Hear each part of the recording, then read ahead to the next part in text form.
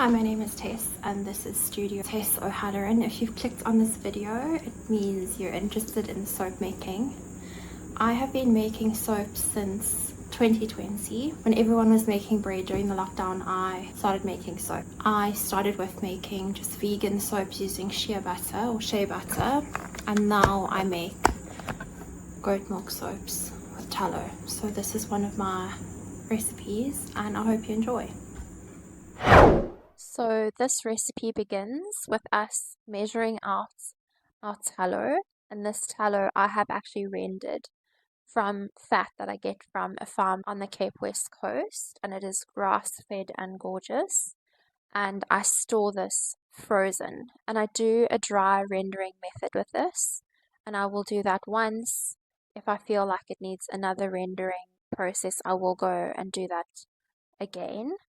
To this tallow, we are going to be adding a bit of coconut oil, and that helps create a bit more of a lather.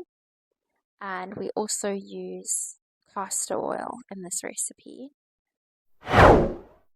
Now we are measuring out our frozen goat milk.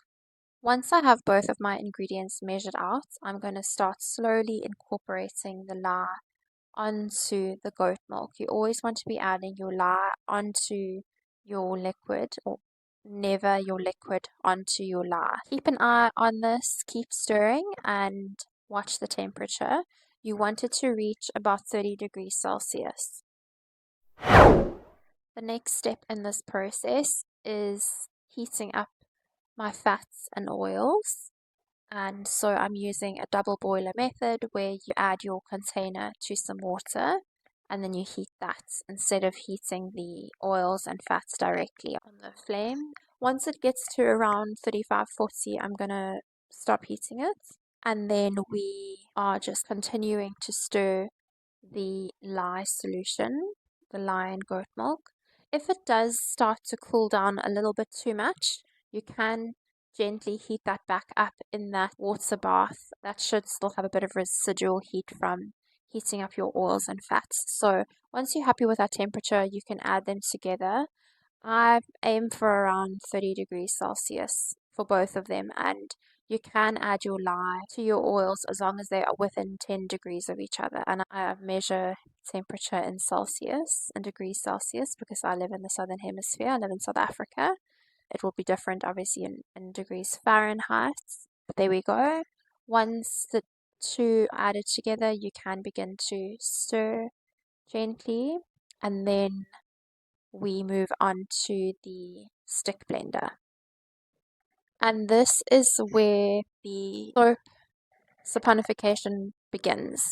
So once your lye solution and the fats and oils begin to get to know each other well, they will start to kick off the saponification process and thicken.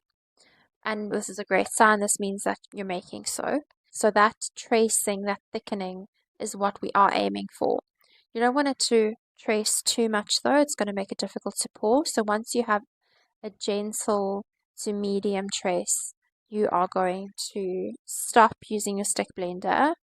If you still have to add anything in, I would suggest just use your spatula and just hand mix that. You don't want to be over mixing. Again, it's going to be difficult to pour that into your mold if it's become soap, in your container. So just keep an eye on the trace. Some things can speed trace up. Certain essential oils can speed up that process. So always keep an eye and be ready. Have your mold ready once you are getting to this stage.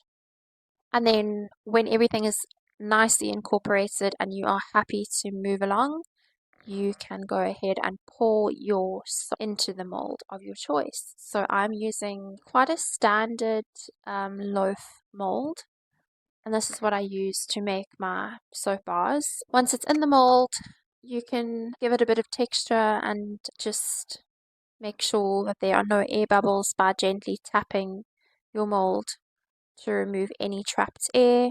And then what you do want to be doing is spraying that with a bit of isopropyl alcohol. Please don't breathe it in once you've sprayed it, but that is going to help with the lye solution leaving soda ash on the top of your soap. So if you spray quite nicely once the soap has been poured. You should be avoiding a little bit of extra soda ash on top. It is completely natural though, and you also want to cover your soap, but in the case of goat milk soap, you actually don't want to be covering your soap because there are natural sugars present in the goat milk, which do cause the soap to reach a very high temperature quite quickly, which is part of the saponification process, but this can also cause your soap to split or crack, and that isn't really what you want. Once you've put so much work into the soap, you want it to come out looking great, especially if you're going to be gifting it or selling it. I actually store my goat milk soaps once they've been poured in their mold. I actually store these in the fridge to keep that temperature low enough just to avoid that peak in temperature. And now once we've reached the stage, obviously you've unmolded the soap the next day, and now it's time to cut. So please don't judge me here. This is my first ever soap cutter. It wasn't the best. I have since upgraded, and this is just how I was trying to get uniform cuts. I tried a lot of things. I could not get this soap cutter to work for me, but yeah, made it work.